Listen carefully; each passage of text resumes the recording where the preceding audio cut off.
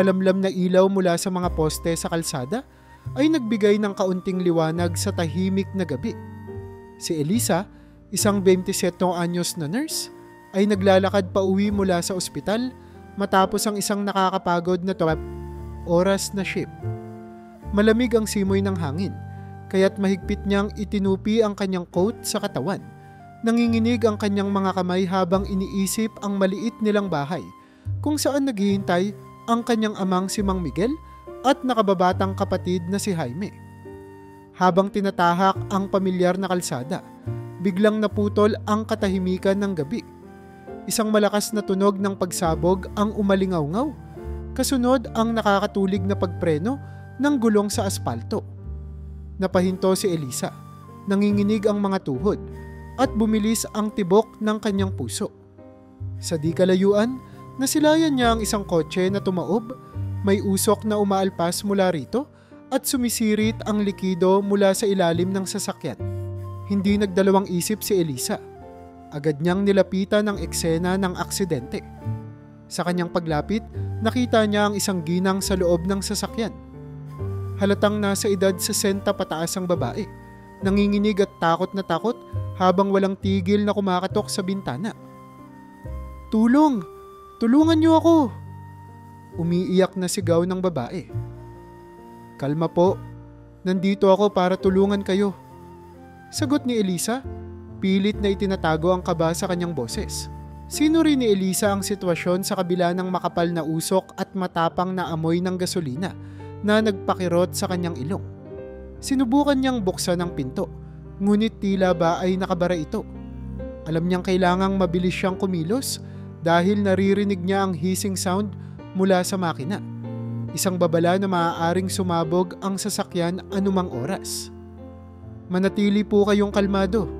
Ilalabas ko po kayo," sinabi niya sa babae habang inaalis ang kanyang scarf upang protektahan ang sarili laban sa usok. Sa lahat ng lakas na kaya niyang ipunin, hinila ni Elisa ang pinto. Ilang ulit siyang naglapat ng lakas hanggang sa tuluyang bumigay ang pintuan. Bumungad sa kanya ang nanginginig na babae. "Ang binti ko, hindi ko maigalaw. Sobrang sakit," humihikbing sabi nito habang ang luha ay bumabagsak sa kanyang pisngi. Mabilis na sinuri ni Elisa ang ginang na kalaunan ay nalaman niyang si Gracia ang pangalan. Nakita niyang nakapit ang binti nito sa pagitan ng upuan at dashboard.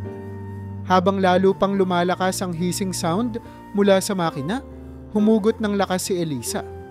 Pinag-ingatan niyang ilabas ang binti ni Gracia upang hindi masaktan palalo. Matapos ang ilang saglit, nagawa niyang palayain ito mula sa pagkakabara. Hawak ang ginang sa kanyang mga braso. Dahan-dahang inilabas ni Elisa si Gracia mula sa sasakyan. Kahit na nanginginig na ang kanyang mga binti sa pagod at tensyon, hindi niya pinabayaan ang babae.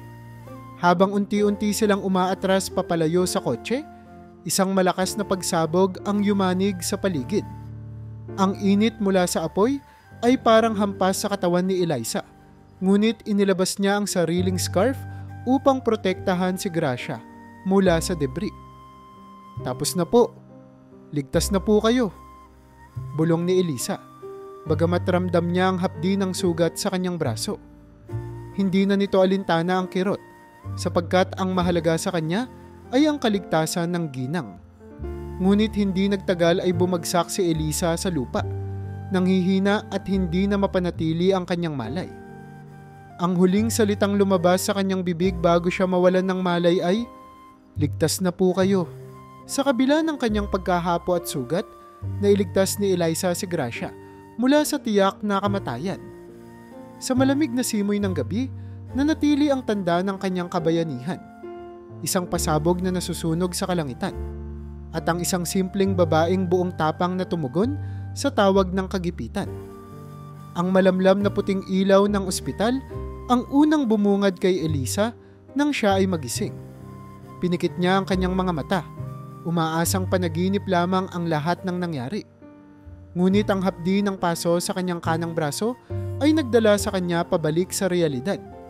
Mahigpit ang pagkakabalot ng benda sa kanyang braso at ang bawat galaw ay nagdadala ng kirot na halos hindi niya makayanan.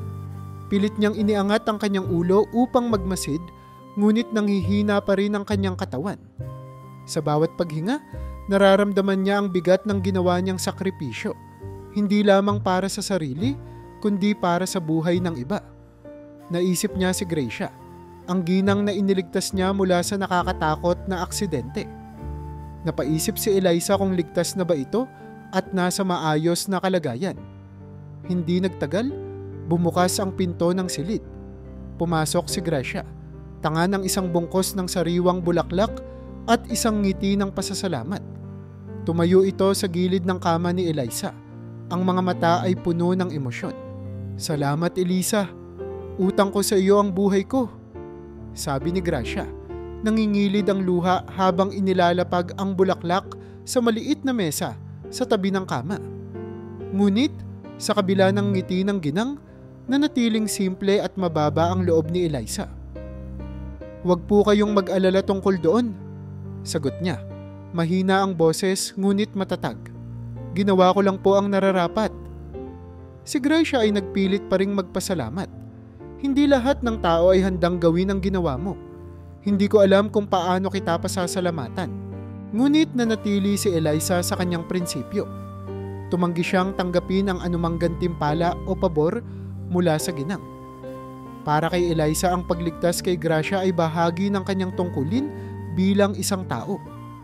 Bagamat pinipilit ni Gracia na makahanap ng paraan upang masuklian ang kabayanihan ni Eliza, malinaw sa mukha ng nurse na wala itong inaasahang kapalit. Nang mag-isa na ulit si Eliza, sinikap niyang huwag magpatalo sa bigat ng damdamin. Subalit nang tumingin siya sa orasan sa pader, naalala niya ang pinakamahalagang araw na dapat sana'y magbibigay daan sa mas maginhawang kinabukasan. Ang interview sa malaking ospital, ang pagkakataon para sa mas maayos na trabaho at mas mataas na kita, ay naglaho na. Ang pait ng pagkakawala ng oportunidad ay sumiksik sa kanyang puso, ngunit hindi siya nagpaalam sa nararamdaman. Ilang araw ang lumipas at nakatanggap na ng clearance si Eliza upang makalabas ng ospital. Habang pauwi, pilit niyang itinago ang mga bakas ng kanyang sakripisyo. Mahigpit niyang isiniksik ang kanyang kamay sa coat upang maitago ang balot ng benda. Sa pagdating niya sa kanilang bahay, agad siyang sinalubong ng kanyang ama, si Mang Miguel, na nakaupo sa lumang wheelchair sa harap ng pintuan. "Anak, kumusta ang trabaho?" tanong nito. Bakas ang pagmamalasakit sa boses. Ngumiti si Eliza, pilit na nilalabanan ang lungkot na nakatago sa kanyang mga mata. "Mabuti naman po, tatay. Medyo pagod lang," sagot niya, sabay lumapit upang halikan ang noo ng ama. Maya-maya pa'y lumabas ang kanyang kapatid na si Jaime, bitbit ang mga aklat na pang-eskwela. Agad nitong napansin ang pagbabalot sa braso ni Eliza. "Ate, ano po nangyari sa kamay mo?" tanong nito, puno ng pag-aalala. Napangiti si Eliza, pilit na nililihis ang usapan. "Wala ito. Maliit na aksidente lang sa ospital," sagot niya ng may kaswal na tono, ngunit malinaw na pinipilit niyang huwag magbigay ng detalye. Sa mga sumunod na araw, ibinalik ni Eliza ang sarili sa normal na takbo ng buhay. Patuloy siyang nagtrabaho ng masigasig at ininda ang bawat kirot sa kanyang braso. Ngunit sa kabila ng kanyang matatag na panlabas, nanatiling mabigat sa kanyang kalooban ang pagkawala ng pagkakataong makaalis sa hirap ng buhay. Sa bawat gabing tahimik sa kanilang bahay, tila bumabalik ang eksena ng aksidente. At nararamdaman niya ang kirot hindi lamang ng paso, kundi pati ng panghihinayang. "Bakit ngayon pa?" tanong niya minsan sa sarili, habang nakatingin sa pinto ng kanilang maliit na bahay. Ngunit alam ni Eliza na ang pagsisisi ay hindi magdadala sa kanya ng sagot. Kaya't sa halip na magmukmok, patuloy niyang pinilit na bumangon araw-araw, umaasa na may darating pang mas magandang pagkakataon. Umaga nang marinig ni Eliza ang marahang pagkatok sa pintuan ng kanilang bahay. Hindi niya inaasahan na may bibisita sa kanila sa mga sandaling iyon. Sa kanilang maliit na sala, Naroon ang kanyang amang si Mang Miguel na nagbabasa ng lumang dyaryo at ang kapatid niyang si Jaime na abala sa pagsusulat ng mga aralin. Napatingin silang mag-ama nang lumapit si Elisa upang buksan ang pinto. Nakatayo sa labas ang isang pulis. Nakauniforme at seryoso ang ekspresyon, ngunit may malumanay na ngiti sa kanyang mukha. "Magandang araw po. Si Ginang, Elisa po ba?" Tanong nito. "Ako po iyon," sagot ni Elisa. Bahagyang nagtataka, ngunit nanatiling magalang. Ipinaliwanag ng pulis ang layunin ng kanyang pagbisita. "Narito po ako upang personal na magpasalamat sa ginawa ninyong kabayanihan noong isang gabi. Ang ulat tungkol sa aksidente ay natapos na namin, ngunit kailangan ko pa rin po ng inyong opisyal na pahayag para makumpleto ang record." Napansin ni Mang Miguel ang pag-uusap sa pinto at agad na nagtanong, "Anong aksidente? Anong sinasabi ng pulis na kabayanihan, anak?" Halata ang pagkabahala sa kanyang tinig habang tinitingnan si Elisa. Napabuntong hininga si Elisa at marahang sinabihan ng pulis, "Pasok po muna kayo." Pinatuloy niya ang bisita, ngunit batid niyang darating ang sandali na kailangang malaman ng kanyang pamilya ang buong kwento. Sa sala, sinimulan ni Elisa ang kanyang paliwanag. "Tatay, noong isang gabi, pauwi ako galing sa trabaho. May aksidente akong nadaanan. Isang kotse ang tumaob at may isang ginang na natrap sa loob. Tinulungan ko siyang makalabas bago sumabog ang kotse." Namula sa kaba si Mang Miguel habang nakikinig. "Anak, bakit hindi mo man lang sinabi sa amin? At bakit ka nasugatan? Ganito na ba kalala ang nangyari?" "Walang dapat ikabahala, tatay," sagot ni Elisa. Pilit na hinahawi ang alalahanin ng kanyang ama. "Ang mahalaga ay ligtas na ang ginang. Isa po yung bagay na alam kong tama akong gawin. Hindi po ako nagsisisi." Ngunit nang sumingit si Jaime, napansin ang kakaibang timbre ng kanyang boses. "Ate, hindi ba dapat nasa panayam ka noong araw na iyon? Paano na iyon?" Isang lungkot ang sumilay sa mukha ni Elisa, ngunit saglit lang itong nagtagal. "Oo, Jaime, hindi ako nakapunta sa panayam." Inamin niya, ngunit sinundan ito ng mariing pahayag. "Ngunit hindi ko ito pinagsisisihan. Buhay ng tao ang nakasalalay noon. Alam kong ginawa ko ang tama." Tahimik si Mang Miguel, ngunit baka sa kanyang mukha ang paghanga at pag-aalala. Alam niyang ang sakripisyong ginawa ni Elisa ay higit pa sa inaasahan mula sa sinuman. Ilang araw ang lumipas matapos ang pagbisita ng pulis. Sa gitna ng simpleng buhay ni Elisa at ng kanyang pamilya, isang umaga ay muling may kumatok sa kanilang pinto. Binuksan ni Elisa ito at bumungad si Gracia, ang babaeng iniligtas niya. May dalang bungkos ng makukulay na bulaklak at isang maliit na kahon na nakabalot sa magandang papel. "Hindi ko po maipaliwanag kung gaano kalaki ang pasasalamat ko sa inyo," wika ni Gracia habang iniabot ang bulaklak. "Napakalaki ng utang na loob ko sa inyo. Kung hindi dahil sa inyo, wala ako rito ngayon." Nakangiti si Elisa ngunit agad niyang iniwasan ang pagtanggap ng regalo.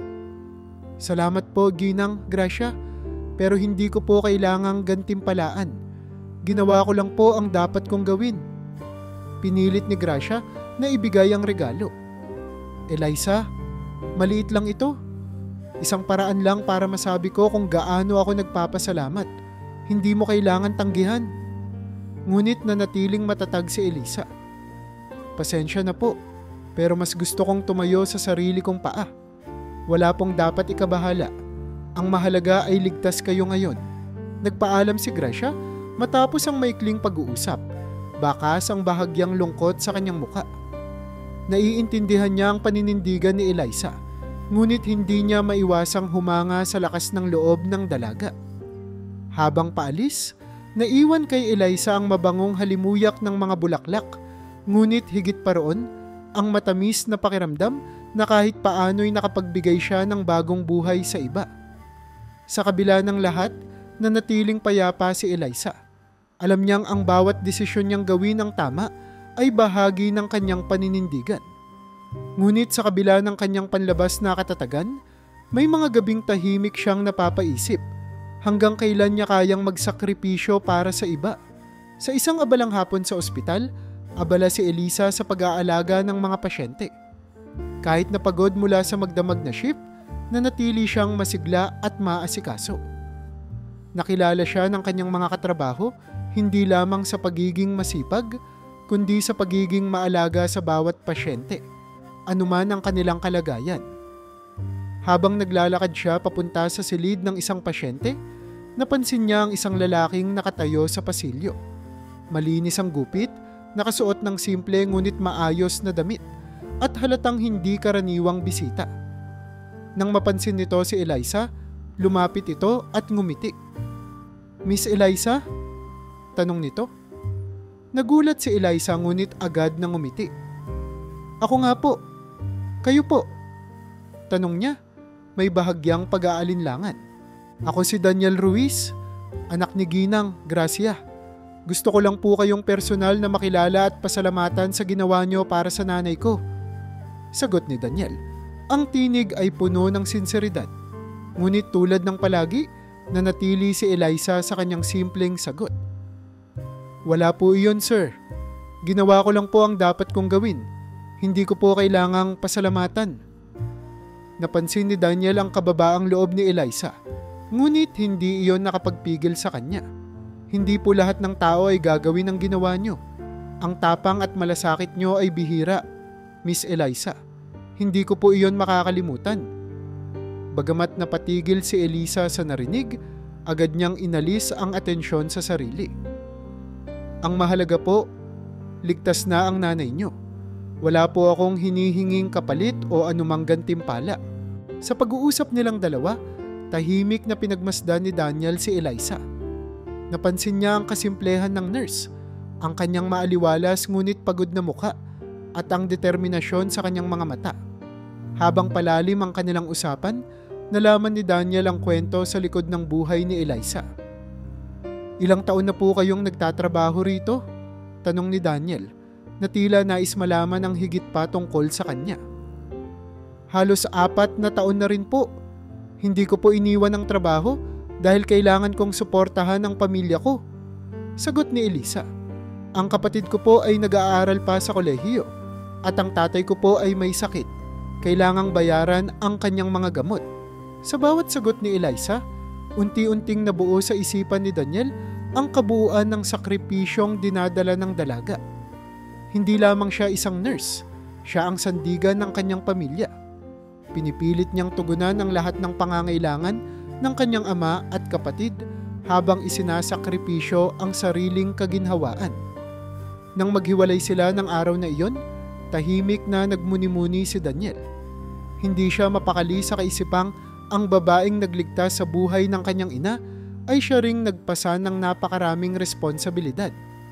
Sa kanyang puso, nag-umpisa ang isang hangaring tumulong kay Eliza. Ngunit alam niyang hindi ito magiging madali. "Hindi ko siya pwedeng pilitin," bulong niya sa sarili. "Kailangan kong tulungan siya sa paraang hindi niya mararamdaman na naaawa ako." Nagsimula si Daniel sa pagpaplano. Sinikap niyang alamin ang mga paraan kung paano niya magagawang maibsan ang bigat na dinadala ni Eliza nang hindi ito nagmumukhang kawanggawa. Kinausap niya ang ilang kakilala sa ospital at sa kanyang sariling negosyo upang maghanap ng oportunidad na maaaring makatulong kay Eliza sa kanyang karera. Isang araw, muling nagkita sina Daniel at Eliza sa ospital.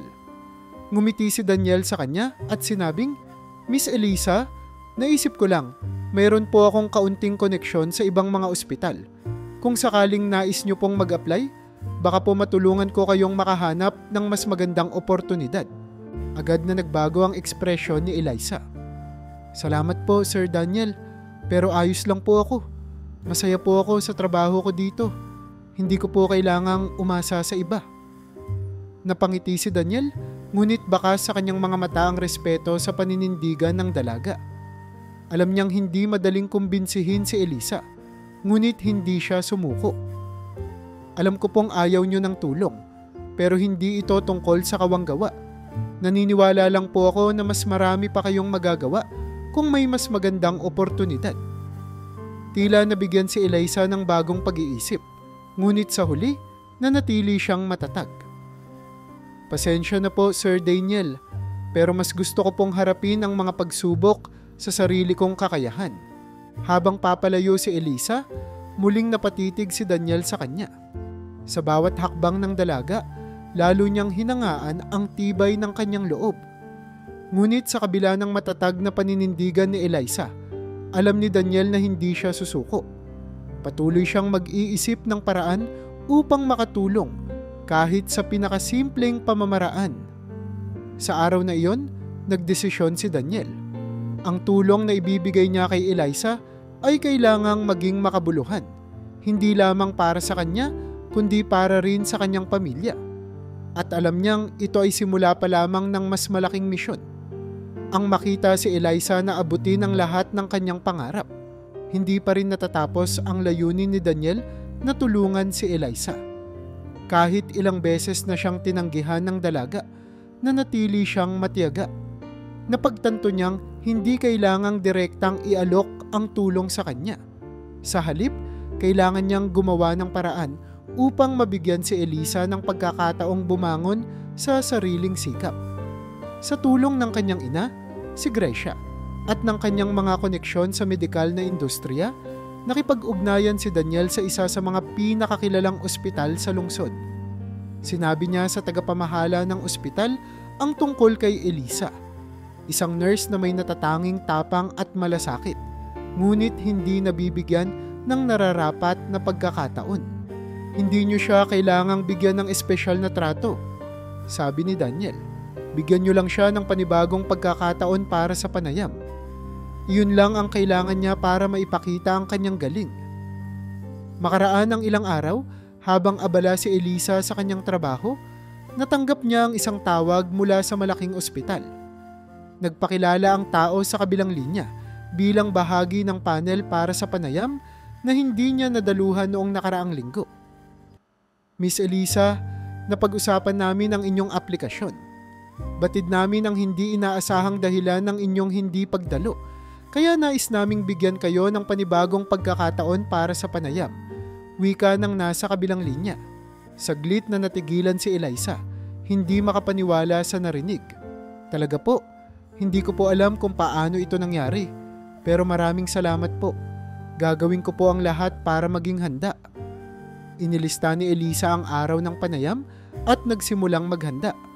Bagamat may kaba sa kanyang dibdib, pinili niyang mag-focus sa pagpapakita ng kanyang galing bilang nurse. Alam niyang ito na ang kanyang pangalawang pagkakataon, isang bihirang biyaya na kailangang lubos na pagbutihin. Dumating ang araw ng panayam.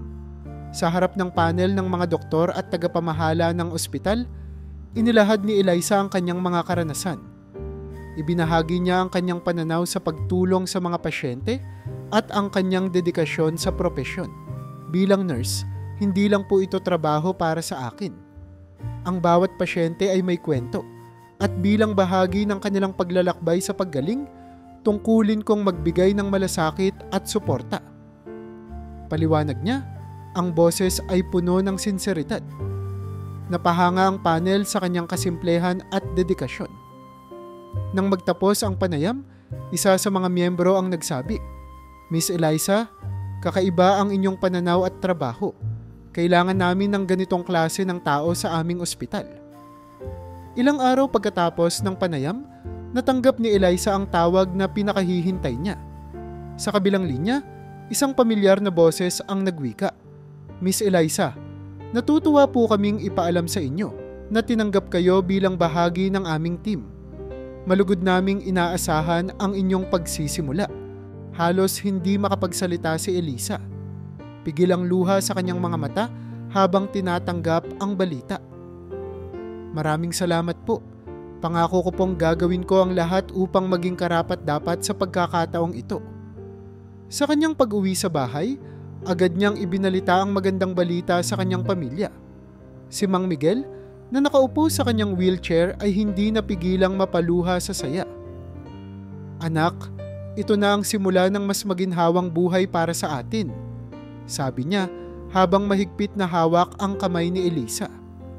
Nagsimula namang tumalon sa tuwa si Jaime, ang kapatid niyang nasa kolehiyo. Ate, alam ko pong kaya niyo iyon. Napakasipag niyo at talagang nararapat lang po para sa inyo ang tagumpay na ito. Sa gabing iyon, nagdaos ng simpleng salo-salo ang pamilya bilang pagdiriwang ng tagumpay ni Eliza. Habang magkakasama silang kumakain sa maliit na mesa, naramdaman ni Eliza ang init ng pagmamahal ng kanyang pamilya. Ito ang dahilan kung bakit siya nagpupursige, ang maibigay ang lahat para sa kanila. Sa kabila ng pagod, napangiti si Eliza habang nakatingin sa kanyang ama at kapatid. Alam niyang ito pa lamang ang simula ng kanyang mas maliwanag na kinabukasan. At sa kanyang puso, may pasasalamat siya para sa hindi nakikitang kamay na tumulong upang mabigyan siya ng pangalawang pagkakataon. Naging mabilis ang adaptasyon ni Elisa sa bago niyang trabaho sa malaking ospital. Kahit na bago sa kapaligiran, naging kapansin-pansin ang kanyang pagiging masipag at maasikaso sa mga pasyente. Ang kanyang kasimplihan at sinseridad ang nagbigay sa kanya ng respeto mula sa mga kasamahan at pasyente. Sa bawat pag-ikot niya sa mga silid, mararamdaman ang kanyang presensya bilang isang nurse na handang maglaan ng oras at malasakit sa bawat tao. Isang hapon, habang abala si Eliza sa pag-aasikaso ng isang pasyente, tinawag siya ng isa sa mga administrative staff ng ospital. Miss Eliza, pinapatawag po kayo ng direktor sa kanyang opisina, sabi nito. Bagamat kinakabahan, agad na pumunta si Eliza sa opisina ng direktor. Pagbukas niya ng pinto, sinalubong siya ng isang maaliwalas na ngiti mula sa direktor, isang respetadong doktor na kilala sa ospital. Miss Eliza, maupo ka, anyaya ng direktor. Napansin namin ang iyong dedikasyon at ang natatanging serbisyo mo sa aming mga pasyente. Kakaiba ang malasakit na ipinapakita mo at alam naming may higit ka pang kayang gawin. Bahagyang nagulat si Eliza, ngunit nanatili siyang magalang. Maraming salamat po, sir. Ginagawa ko lang po ang aking tungkulin. Ngumiti ang direktor. Gusto ka naming bigyan ng oportunidad na higit pang pagbutihin ang iyong propesyon. May iniaalok ang ospital na scholarship program para sa mga nais maging doktor. Naniniwala kami na ikaw ang isa sa mga karapat-dapat na tumanggap nito. Tila tumigil ang mundo ni Eliza sa narinig. Hindi niya akalain na may ganitong pagkakataon na ibibigay sa kanya. Ako po, totoo po ba ito? Tanong niya, nanginginig ang boses sa halong gulat at saya. Walang duda, Miss Eliza. Sa iyong talento at dedikasyon, alam naming malayo pa ang mararating mo. Sagot ng direktor. Nais naming suportahan ka sa pangarap mong maging doktor. Sa kabila ng kasiyahan, nagdadalawang isip si Eliza. Alam niyang malaki ang responsibilidad na dala ng kanyang pamilya, ang pag-aalaga sa kanyang ama at ang pag-aaral ng kanyang kapatid. Ngunit alam din niya na ang pagkakataong ito ay maaaring magdala ng mas maginhawang buhay para sa kanilang lahat. Matapos ang ilang sandaling pag-iisip, huminga ng malalim si Eliza at nagbigay ng sagot. Tinanggap ko po ang alok. Gagawin ko po ang lahat upang maabot ang mga pangarap ko. Maraming salamat po sa tiwalang ibinigay niyo. Nagsimula si Eliza sa kanyang pag-aaral bilang isang medical student, habang patuloy na nagtatrabaho bilang nurse sa parehong ospital. Hindi naging madali ang balanse sa pagitan ng trabaho at pag-aaral, ngunit buo ang kanyang determinasyon. Bawat araw, pinapaalala niya sa sarili na ang bawat hakbang ay para sa kanyang pamilya at sa mga taong umaasa sa kanya. Sa gitna ng kanyang abalang schedule, isang araw ay dumalaw si Daniel sa ospital. Mula nang malaman ang magandang balita tungkol sa scholarship ni Eliza, palagi itong nagpakita ng suporta. Bitbit niya ang isang maliit na kahon ng pagkain at ilang gamit pang-akademiko. Alam kong abala ka, kaya naisip kong dalhan ka ng kaunting tulong, sabi ni Daniel. Nakangiti. Bagamat nahihiya, tinanggap ni Eliza ang mga ito. Salamat, Sir Daniel. Napakalaking bagay po nito. Daniel na lang, sagot ng binata. Sabay tawa. Hindi mo kailangang magpaka-formal sa akin. Narito lang ako para siguraduhing nakakayanan mo ang lahat. Sa bawat hakbang ng pag-aaral ni Elisa, palaging naroon si Daniel. Naging mas madalas ang kanilang pag-uusap at unti-unting naging mas komportable si Elisa sa presensya ng binata.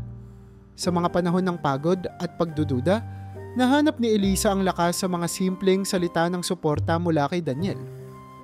Alam kong mahirap ang pinagdadaanan mo, sabi ni Daniel minsan habang kasama si Elisa sa ospital. Pero naniniwala akong kaya mo. Ang tapang at determinasyon mo ang dahilan kung bakit maraming humahanga sa iyo, kabilang na ako. Ang mga salitang iyon ay naging inspirasyon para kay Elisa. Kahit na pagod at puno ng hamon ang kanyang landas, nanatili siyang determinado. Alam niyang hindi siya nag-iisa. May pamilya siyang naghihintay sa bahay, mga kasamahang nagtitiwala sa kanya. At si Daniel, na tahimik ngunit palaging nariyan para magbigay ng lakas ng loob. Sa kabila ng lahat ng pagsubok, alam ni Elisa na ang kanyang paglalakbay ay isang patunay na sa bawat sakripisyo may darating na gantimpala. At sa bawat tagumpay, mas malapit siya sa pag-abot ng kanyang pangarap. Hindi lamang para sa sarili, kundi para rin sa mga taong umaasa sa kanya. Matapos ang ilang taong pagsisikap, naabot ni Elisa ang isa sa pinakamalaking tagumpay ng kanyang buhay, ang pagtapos sa pag-aaral ng medisina. Ang araw ng kanyang pagtatapos ay puno ng emosyon para sa lahat ng taong naging bahagi ng kanyang paglalakbay. Ang kanyang ama, si Mang Miguel, at ang kapatid niyang si James ay nakaupo sa unang hilera, nakangiti at tila hindi alintana ang kanilang mga pinagdadaanang hirap noon.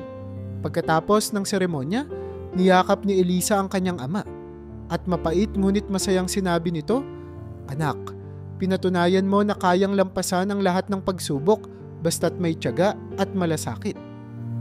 Napakasaya ko para sa iyo." Ngayon ay isa ng ganap na doktor si Elisa. Sa kanyang unang buwan bilang isang lisensyadong manggagamot, napansin niyang maraming pasyente ang hindi makapagpagamot dahil sa kakulangan ng pera. Ang bawat kwento ng pasyente ay nagpatibay ng kanyang paninindigan na gumawa ng mas malaki pang hakbang para tumulong. Isang araw, habang nagpapahinga mula sa trabaho, kinausap niya si Daniel tungkol sa isang ideya. "Gusto kong gumawa ng paraan para matulungan ang mga hindi makapagbayad ng paggamot. Hindi ko na kayang makita silang nahihirapan nang wala akong nagagawa." Tumingin si Daniel sa kanya, puno ng paghanga. "Kung may plano ka, Elisa, siguraduhin mong kasama ako. Gusto kong maging bahagi ng anumang gagawin mo para sa kanila." Doon nagsimula ang pangarap ni Elisa na magtatag ng isang non-profit na organisasyong tutulong sa mga nangangailangan ng serbisyong medikal. Pinangalanan niya itong Liwanag ng Pag-asa, isang simbolo ng pag-asa na nais niyang ibigay sa bawat tao. Naglaan ng oras si Elisa upang buuin ang pundasyon ng organisasyon. Gumamit siya ng kanyang kaalaman at karanasan bilang doktor upang siguruhing epektibo at makatao ang serbisyo nito. Pinagsama-sama niya ang mga profesional na handang maglingkod ng voluntaryo. Mula sa mga doktor, nurse, at social workers, lahat ay nagkaisa sa layunin ng organisasyon. Malaki ang naging ambag ni Daniel sa pagbuo ng Liwanag ng Pag-asa. Ginamit niya ang kanyang koneksyon sa iba't ibang negosyo upang makalikom ng pondo para sa operasyon. Hindi lamang siya tumulong sa mga material na aspeto ng organisasyon. Siya rin ang naging tulay upang ipakilala ang proyekto sa mas malawak na komunidad. Ang kanyang kapatid na si James, na ngayon ay isa ng magaling na software developer, ay nagboluntaryo upang gawing moderno ang operasyon ng organisasyon. Gumawa siya ng isang digital platform kung saan maaaring magparehistro ang mga nangangailangan ng tulong at makipag-ugnayan ang mga voluntaryo. Sa tulong nito, naging mas mabilis at epektibo ang pag-abot ng organisasyon sa mga nangangailangan. Sa unang buwan ng operasyon, ang Liwanag ng Pag-asa ay nakapagbigay ng libreng konsultasyon at gamot sa mahigit 100 tao. Sa bawat araw, napuno ng inspirasyon si Elisa habang pinapanood ang mga pasyente na unti-unting gumagaling. Isa sa kanila ay isang matandang babae na halos mawalan na ng pag-asa dahil sa sakit. Nang maibigay ni Elisa ang tamang lunas, hindi napigilan ng babae ang umiyak at magpasalamat. "Doktora, akala ko'y hindi ko na muling makikita ang araw na ito. Salamat sa inyo," sabi nito, hawak ang kamay ni Elisa. Habang lumalaki ang operasyon ng liwanag ng pag-asa, naramdaman ni Elisa ang lalong lalim ng kanyang layunin sa buhay. Hindi na lamang ito tungkol sa kanyang pamilya.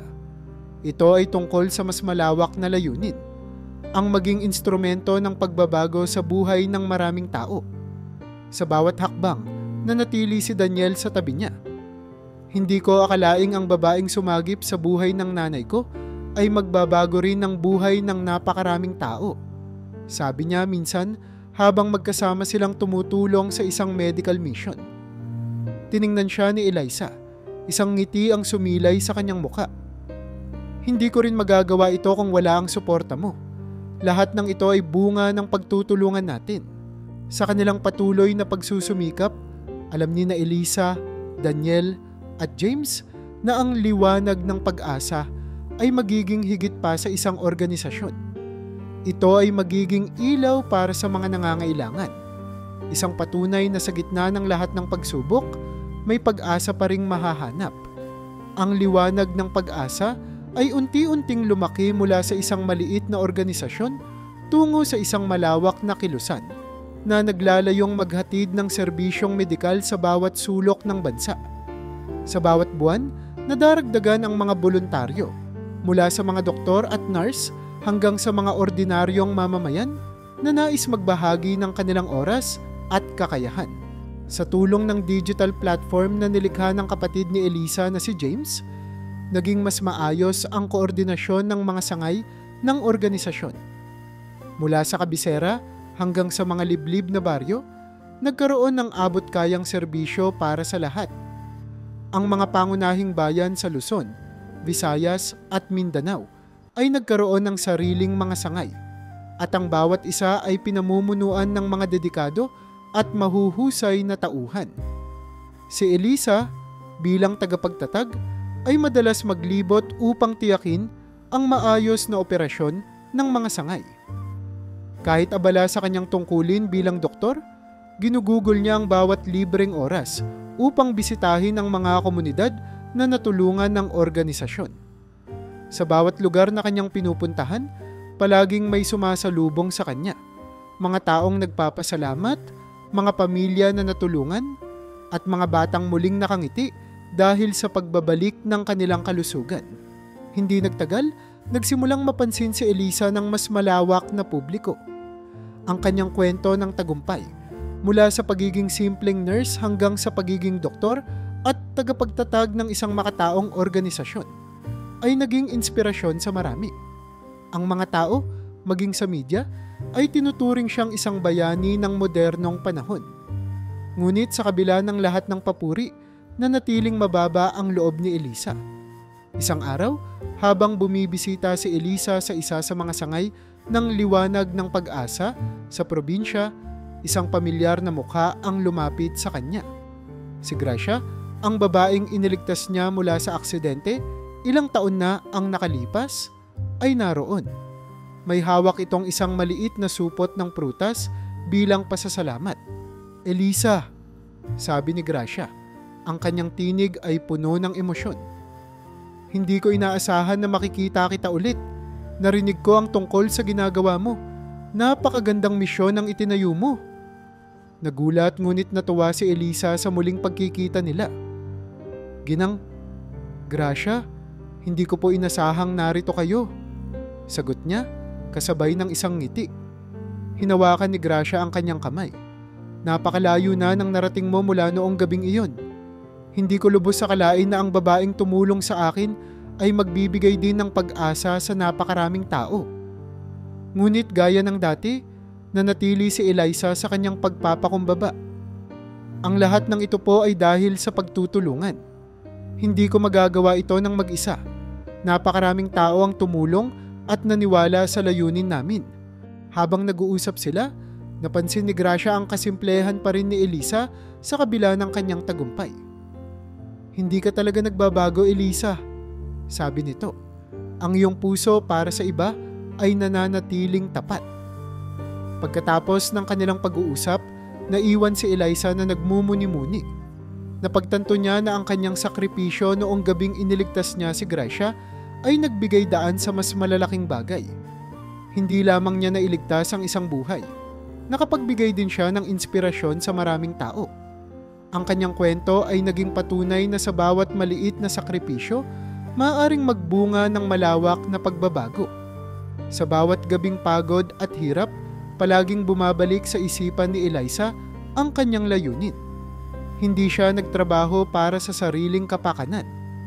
Ginawa niya ito dahil naniniwala siyang ang malasakit at pagmamahal ay may kapangyarihang baguhin ang mundo, isang tao, isang komunidad at isang bansa sa bawat pagkakataon. Habang patuloy na lumalawak ang liwanag ng pag-asa, mas lalong nakilala si Eliza hindi lamang sa loob ng bansa, kundi pati na rin sa ibang panig ng mundo. Ang kanyang kwento ng pagsasakripisyo at tagumpay ay umabot sa iba't ibang sektor ng lipunan. Mula sa mga ordinaryong mamamayan hanggang sa mga kilalang personalidad. Mabilis na naging simbolo si Eliza ng determinasyon, pagmamalasakit at malasakit sa kapwa. Nagsimula siyang makatanggap ng mga imbitasyon mula sa iba't ibang institusyon at organisasyon upang magbahagi ng kanyang kwento sa mga komperensya at seminar.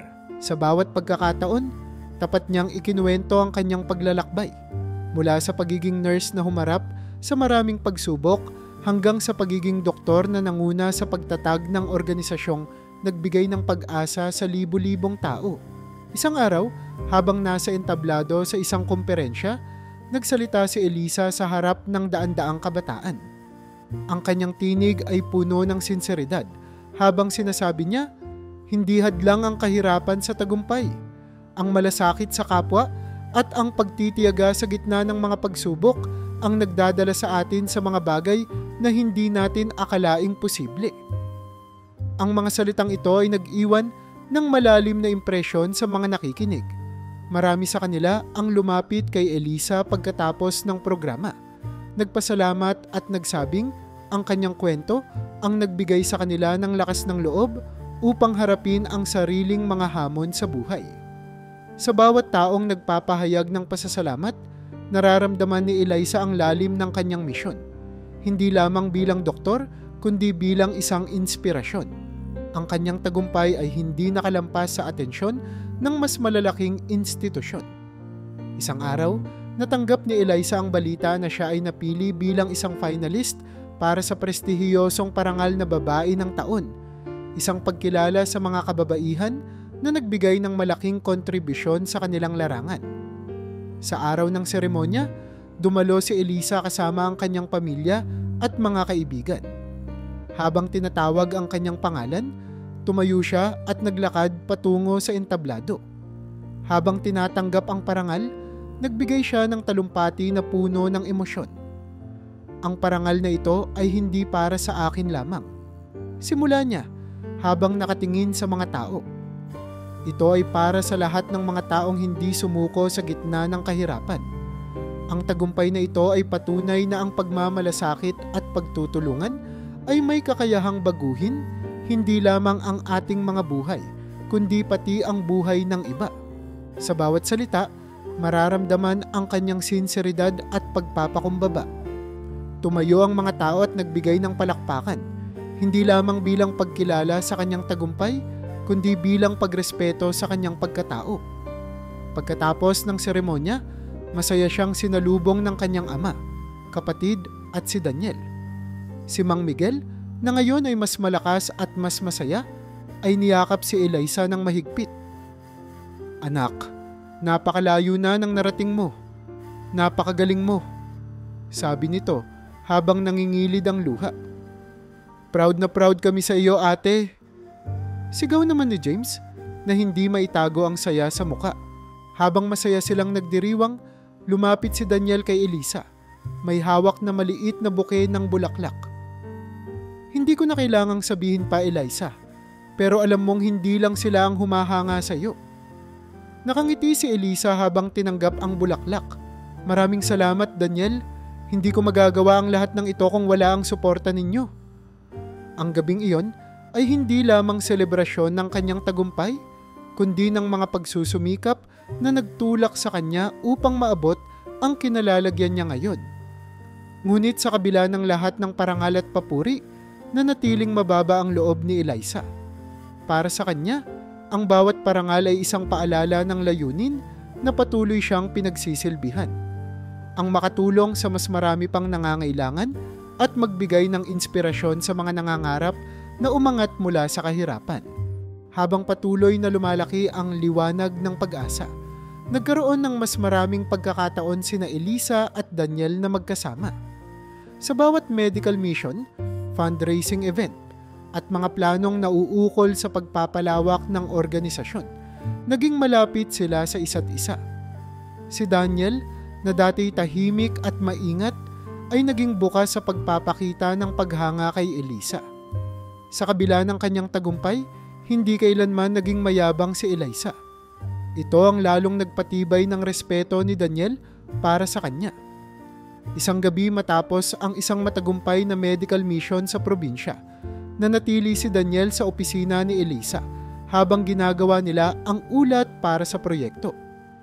Habang si Elisa ay nakatuon sa pagsusuri ng mga dokumento, lihim na pinagmamasdan ni Daniel ang kababaang loob at dedikasyon ng dalaga.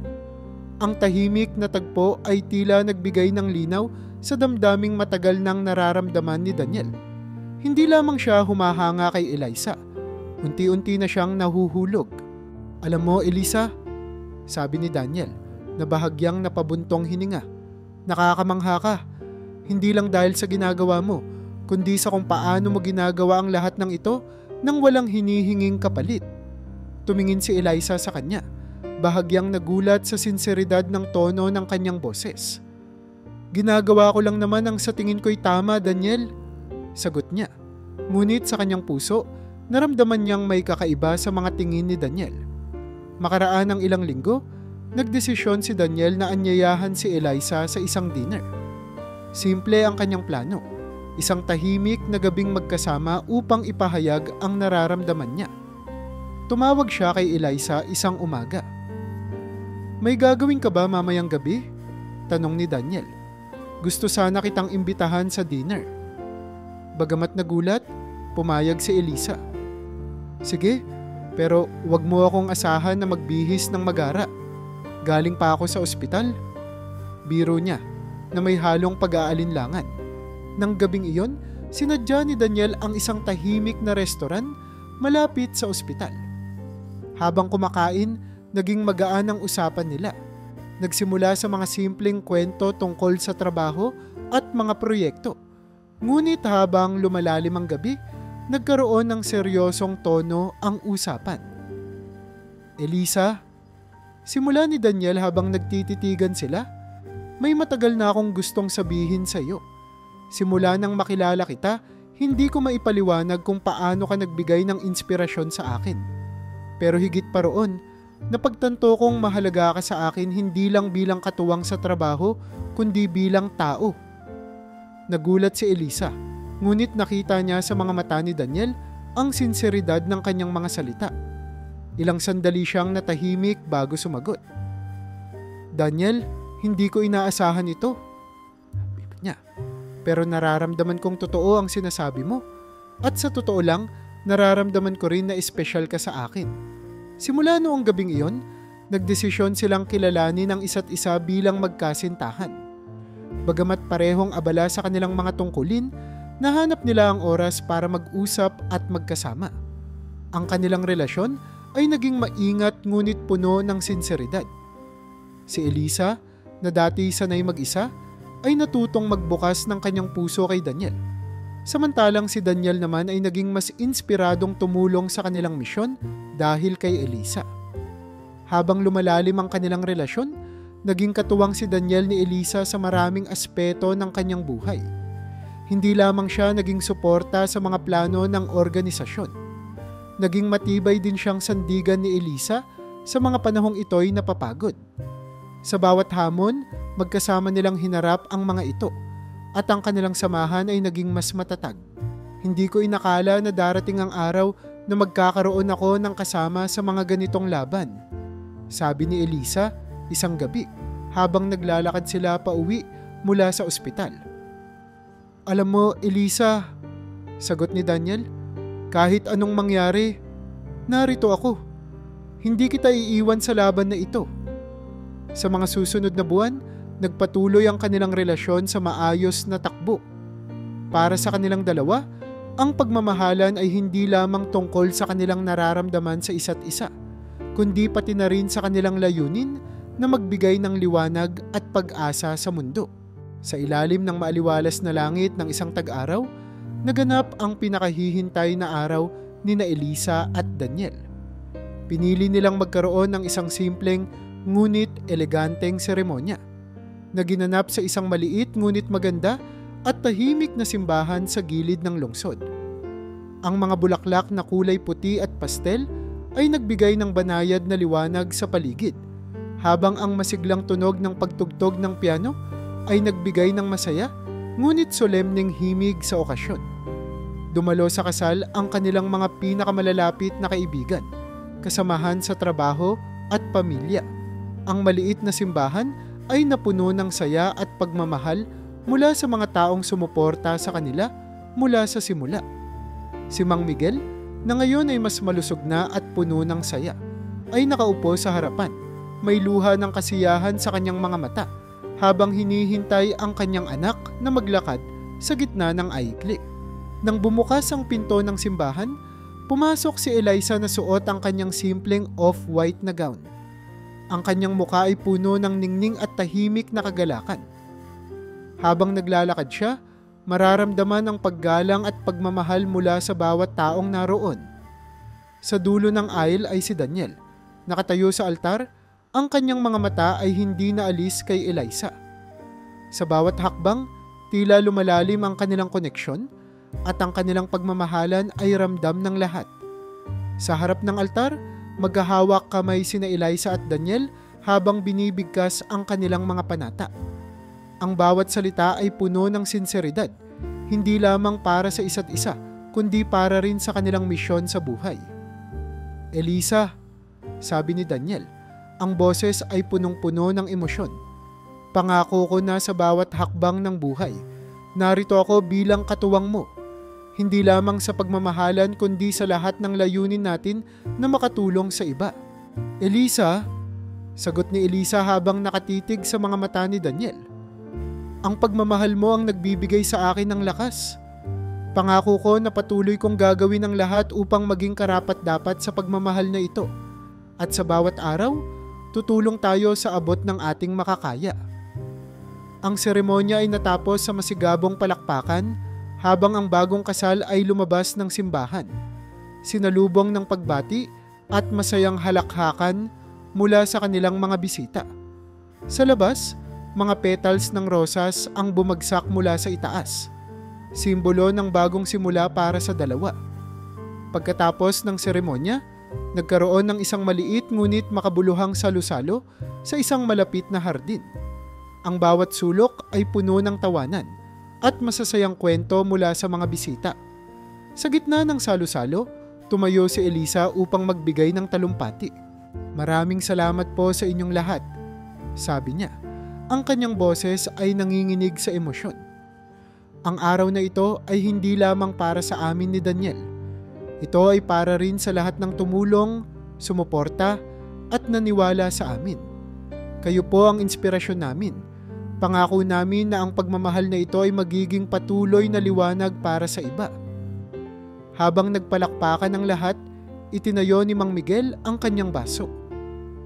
Sa anak kong si Elisa, ang babaeng pinagmamalaki ko higit pa sa anuman. At kay Daniel, na nagbigay ng bagong liwanag at kasiyahan sa aming pamilya. Mahal na mahal ko kayong dalawa. Ang kasal ni na Elisa at Daniel ay higit pa sa isang seremonya. Ito ay naging simbolo ng pagmamahalan at pagkakaisa. Isang mensahe ng pag-asa sa lahat ng naroon. Sa gabing iyon, habang nagkakasiyahan ang mga bisita, tahimik na nag-usap sina Eliza at Daniel sa ilalim ng mga bituin. Daniel, sabi ni Elisa habang nakatingin sa langit, hindi ko inakala na aabot tayo sa ganito. Salamat sa pagmamahal mo, sa suporta mo, at sa paniniwala mo sa akin. Ngumiti si Daniel, hinawakan ang kanyang kamay, at sinabing, Elisa, ito pa lang ang simula ng lahat ng magagawa natin. Magkasama tayong haharap sa bukas, at magkasama tayong magbibigay ng liwanag sa iba. Ang gabi ay natapos sa isang masayang sayawan at tawanan, ngunit ang pinakamalaking alaala ng kasal ay ang pagmamahal na naramdaman ng lahat. Para kina Elisa at Daniel, ang araw na iyon ay simula lamang ng mas malaking layunin. Ang ipagpatuloy ang kanilang misyon na magbigay ng pag-asa at tulong sa mas maraming nangangailangan. Matapos ang kanilang kasal, naging mas matibay ang samahan ni Elisa at Daniel. Ginugol nila ang kanilang panahon hindi lamang sa pagbuo ng masayang pamilya, kundi pati sa pagpapalawak ng liwanag ng pag-asa. Ang organisasyon na nagsimula bilang isang simpleng proyekto ay lumago ng husto. Umaabot na ngayon hindi lamang sa iba't ibang panig ng bansa, kundi pati sa ibang bahagi ng mundo. Nagsimulang magbukas ng mga sangay ang liwanag ng pag-asa sa mga karatig bansa sa Asya. Pinangunahan ni Elisa ang paglulunsad ng mga programang nagbibigay ng libreng serbisyong medikal sa mga lugar na walang sapat na healthcare. Sa tulong ni Daniel, naging posible rin ang pagkuha ng mga kasosyo sa ibang bansa na nagbigay ng mas malawak na suporta para sa kanilang misyon. Isa sa mga pinakamalaking proyekto nila ay ang pagbibigay ng libreng edukasyon para sa mga kabataang nagnanais maging doktor at nurse. Nakipagtulungan si Elisa sa mga universidad upang makalikha ng scholarship programs na tumutulong sa mga mag-aaral mula sa liblib na lugar. Ang edukasyon ang susi, madalas sabihin ni Elisa. Kung matutulungan natin silang maging mga profesional, mas maraming buhay ang maiaangat. Sa kabila ng mga tagumpay, hindi nalimutan ni Elisa ang kanyang pinagmulan. Sa tuwing may pagkakataon, bumabalik siya sa kanilang lumang bahay sa probinsya. Sa bawat pagpasok niya sa maliit na silid kung saan siya minsang nangarap, nararamdaman niya ang lalim ng hirap na kanyang pinagdaanan. Ang bawat bitak sa dingding at ang mga lumang kasangkapan ay nagsisilbing paalala ng kanyang mga sakripisyo. Isang araw, habang nakaupo sa hagdan ng bahay, tinanong siya ni Daniel, "Bakit gusto mong bumalik dito palagi?" Ngumiti si Elisa at sumagot, "Dito nagsimula ang lahat. Ang bawat hirap, bawat pagsubok, lahat ng iyon ang nagturo sa akin kung paano magpursige. Dito ko natutunan na ang tagumpay ay hindi lamang tungkol sa sarili, kundi para sa lahat ng tao sa paligid natin." Pinanatili ni Elisa ang kanyang layunin na tumulong sa komunidad. Bawat taon, naglulunsad siya ng mga bagong proyekto para sa mas mahihirap na lugar. Kabilang dito ang pagtatayo ng mga rural health clinics, pagbibigay ng libreng training para sa mga community health worker, at pag-aalay ng libreng operasyon sa mga nangangailangan. Isang gabi, sa gitna ng isang malaking pagtitipon para sa ika-10 anibersaryo ng Liwanag ng Pag-asa, inanyayahan si Elisa na magbigay ng talumpati. Tumayo siya sa entablado, nakaharap sa libu-libong tao mula sa iba't ibang bahagi ng mundo, mga voluntaryo, taga-suporta, at mga natulungan ng kanilang organisasyon. Ang bawat tagumpay simula ni Elisa ay hindi lamang para sa sarili. Ito ay para sa bawat nangangarap at nangangailangan. Ang liwanag ng pag-asa ay hindi lamang kwento ko o ni Daniel, kundi kwento nating lahat. Ito ay patunay na ang malasakit at pagtutulungan ay kayang bumago ng buhay. Habang nagsalita siya, mararamdaman ang sinseridad sa kanyang boses. Ang bawat salitang kanyang binigkas ay nagbigay inspirasyon sa lahat ng nakikinig. Matapos ang kanyang talumpati, tumayo ang mga tao at nagpalakpakan ng buong lakas, isang tanda ng kanilang pasasalamat at paghanga. Sa gabing iyon, habang magkahawak kamay sina Elisa at Daniel, naisip nila na ang kanilang mga pinaghirapan ay nagbigay daan sa mas maliwanag na kinabukasan, hindi lamang para sa kanila, kundi para sa libu-libong tao. Alam nilang ito ay simula pa lamang ng mas maraming kwento ng pag-asa na kanilang isusulat kasama ang mga taong patuloy na naniniwala sa kanilang layunin.